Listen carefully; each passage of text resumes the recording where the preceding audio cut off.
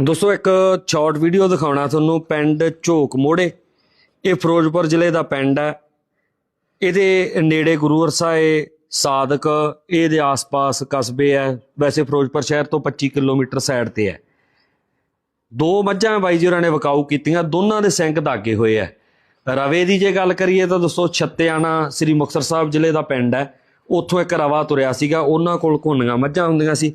उत्थों ही ये रवा बाई जी होरां कोल आया तो इन्हां ने भी अगे सिंग दिखाने शुरू करते।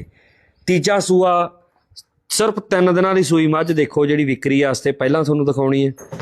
दुध का रिकार्ड बाई जी होरां दे दस्सण मुताबक दूजे सूए 18 तो 19 किलो रहा है।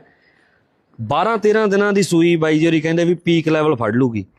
रेट रखिया 2,40,000। बाकी जिन्होंने पसंद आए तो एक आम फार्मर कोले मझ विक्री वास्ते है, तुसीं कॉन्टैक्ट कर सकते हो। धन्यवाद दोस्तों इस शॉर्ट वीडियो देखने लई।